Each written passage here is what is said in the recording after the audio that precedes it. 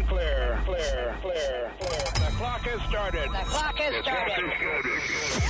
Five, four, three, two, one.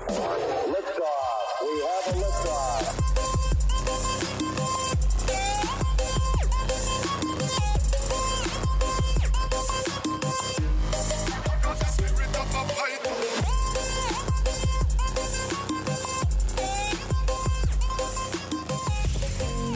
You are now tuned in to this week's episode of our podcast. Today we are going to interview some of the greatest and most influential minds in our field. By sharing our collective expertise, we will show you how to harness, control, and use your own skill set to achieve ultimate success and live the life you want.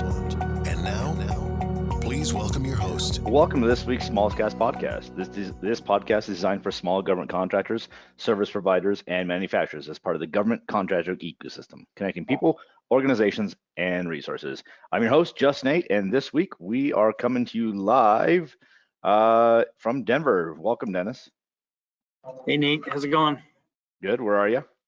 I am at the Denver Convention Center for GEO Week 2022, which is basically an amalgamation of three different conferences regarding geospatial kind of tools, techniques, and people.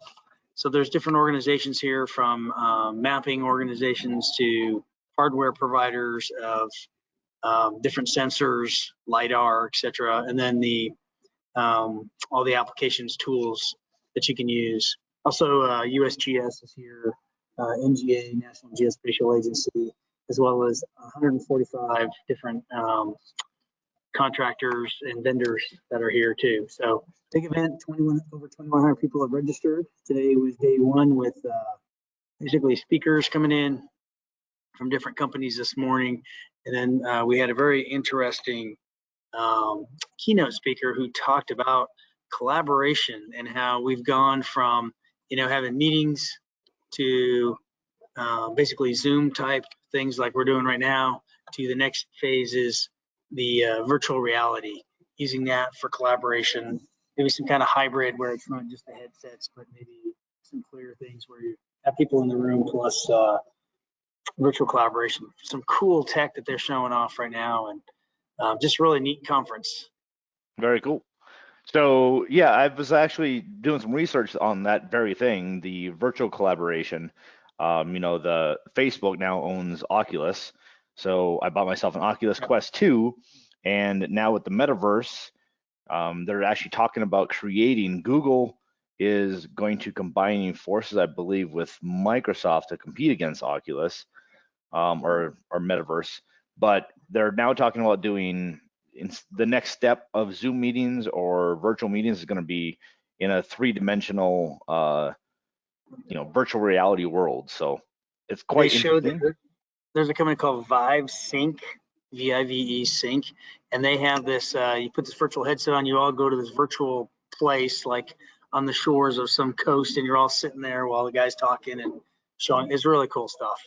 This stuff is just fascinating. That's Vive part of this. Sync. Yeah, so part of this conference is really kind of cutting edge. It's more a geospatial tech. It's using geospatial imagery and 3D modeling to build like digital twins, to use it for construction. So for instance, for digital twins, they'll go into a building like this. They'll go in, they'll map it all. They got a little handheld camera, and then you can take that model, and then you can do whatever you want to do with that building, inside, outside. You can, build it out. You can, whatever you want to do.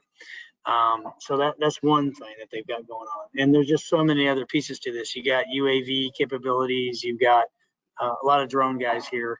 You've got, again, the mapping software that takes all this data and ingests it and then provides different models to show you, or different visualizations, all the way from just a map to like three-dimensional. That seems to be the big thing. I was just in a talk, they're talking about three-dimensional designs of the electrical grid or wiring inside a building, which I find just fascinating, how we're getting down to these different levels. It's pretty crazy. So you said there's 2,200 people registered there? 20. Well, as of this yesterday, there was 21. Although I just spoke with one of the gals with using the app, so they have, you can use the app and download the agenda. They said there's 2,300 people on the app right now, 145 vendors, probably 2,100 people registered for the event. It's a huge event for, again, geospatial tech, if you will. It's going to be coming again next year, 2023, in February. We'll put the notification out when that comes. Okay. Just a very, very neat event. I've never been to this one, so it's been kind of an eye opener. Just so much to see and do right now. It's kind of hard to absorb it all. And is all that on the floor? Everything you were talking about, all the demos and all kind of stuff, or multiple floors? So I'm on the main floor where all the conference presentations are. So the keynote speaker and all the different speakers talking about their projects they've been working on. And then upstairs is where they're doing the vendor displays. So It's pretty noisy. I was going to do the podcast from up there, but it's really noisy. Again, there's over 145 vendors up there with all their gear. I was sending Nate pictures of Boston, what's it called, Boston Tech's here with their little robots. There's several of them because they're using them to go into buildings and in caves. So they're doing underground mapping as well. So there's a couple of companies here that do that, where they'll send it into caves or mines and then map the interiors of that stuff. that is pretty cool. Pretty nuts, yeah. I'm trying to see if there's anything else that I wanted to discuss with you guys. So today I was sitting in the energy, power, processing, utilities. There's autonomous vehicle stuff. There's also a lot of Lidar projects that people are doing. So they just got like an open window from, I think it's 1 to 4, where companies can come in and brief what they're doing with regards to Lidar and all those capabilities. The other organization that is here is ASPRS, and don't ask me what that acronym stands for, but they do Imaging and Geospatial Information Society. And then the U.S. Institute of Building Documentation is here as well.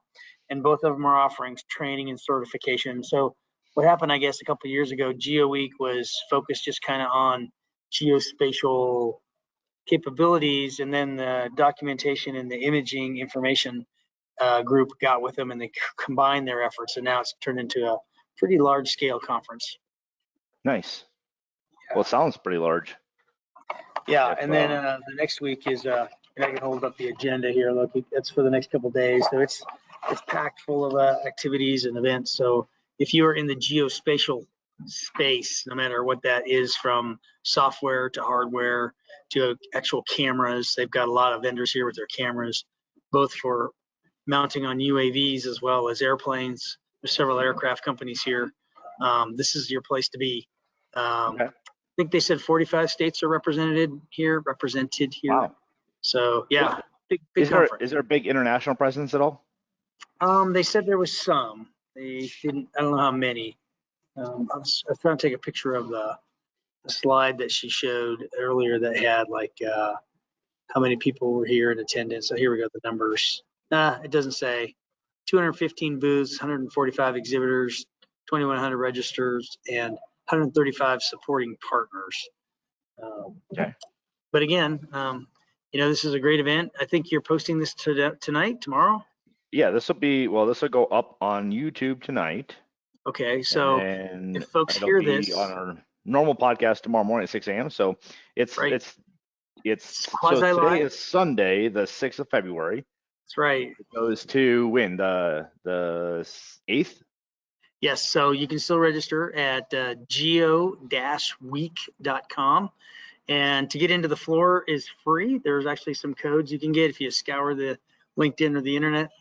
There's free admission to the vendor floor, but if you want to go to the other events and sit in some of this talking stuff, there's a fee for that. But it goes from today through the evening of the 8th, Tuesday. So you still have a time to attend if you would like to. Highly encourage it. Again, it's downtown Denver at the Denver Convention Center. So easy access for those of you who are here in Colorado. Pretty neat conference, and highly encourage people to come out. So yes, I may have to make a trip up there tomorrow afternoon or something. I think you do need to come up here tomorrow afternoon or something. No, you're the tech guy, and you will just be highly enjoying all this tech that they have. Like I said, they've got everything from the Boston guys here with the little robots walking around. There's some kind of robot driving around with water bottles. It's not quite a tech show, but it's all geospatially related. So if you're, again, into the geospatial side of things, this is a great place to be. Nice. That's something we could do next. We've done the podcast. Now we're doing the YouTube podcasting. Maybe we could do a metaverse podcast next, where we actually both get on our Oculus headsets. We should do that. I don't have one yet, but apparently we need to do that. Although the lady did say that you don't need to get into the metaverse because the metaverse already exists. So we just need to leverage that technology and get in there. Heck yeah. Well, I don't know. I'm not the type to pay real money for a virtual world personally yet. Well, she says it's already there. The metaverse already exists. It's kind of budding right now. If you want to do, like we talked, those virtual meetings, you got to put the headsets on and you can join. But they show it, for training, for engineering, for construction, for Huge. collaboration meetings. Yeah, all huge. And then for the geospatial stuff, as they're flying over or doing the 3D geospatial modeling, again, you can use that for all those kind of projects. So it sounds like everything that I've been researching, though, it sounds like a lot of that stuff is done with commercial, or not commercial products, more business level products. Is there anything that you're seeing there that you actually uses like the Oculus Quest 2? I don't know about Oculus. There's another company that has them, but I'm assuming yes. The answer would be yes. So obviously the Oculus, right? There's the Oculus Quest 2, but I'm curious of whether or not there's products. As you're going around there, I'd like to understand that. So if you get out, you have a chance to go over there and see some of these products, like that one you talked about, Sync. I'm curious, can you use that Sync with any headset, or do you have to buy their $5,000 headsets or whatever they are? That's a good question. I can't answer that. They did show there's two companies that are coming online. One, they've got a system that's pretty good, but it's going to be really good here with the next generation. And I did not catch the name of it. I want to say HTC, but I'm not sure. The lady's going to put out her slides, so I'm going to grab a copy of those. Okay. Well, I'm also very interested in what it takes for the software development side of things. So we'll have to look into that too. Yes, that's what I was thinking about too. Like I said, they're mapping the electrical grid, which with 3D mapping, which I'd like to see what that looks like. So I'm going to try to find those guys next couple of days too. No, very. And like I said, there's a lot of application here. This is very technical. In May, I believe, is the GeoInt conference, which is Geospatial Intelligence, which is a slightly different venue. That's here in Denver as well at the Gaylord Center. And that'll be another exciting event for all the geospatial folks out there. Okay. Very cool. Very cool. Yep. Well, now I'm jealous. I should be there with you. You should be. It's good, except it's on a Sunday. It's on a Sunday. So my weekend was half gone. I actually told the wife that you were up there, and she's like, it's Sunday. Why would he be at an event on Sunday? Yeah. Because they did it on Sundays. Actually, the event's been going on since Thursday, just not the Geo Week piece. That starts today, tomorrow, and Tuesday. So. Okay. All right. Well, hey, thanks a lot, Nate, cool. and we'll catch up again soon. And I guess that's it for today. Yeah. Well, we'll be back with everybody here again. We'll start producing. We're going to try to start producing more content. It's just day jobs get in the way, right? Yep. Okay. Well, with that, we'll be back with you guys again next week. And this is just Nate signing off. You've reached the end of another episode of the Smallscast podcast. Connect with us at thesmalls.org. Don't forget to sign up to our newsletter to receive our free materials. See you at the next episode.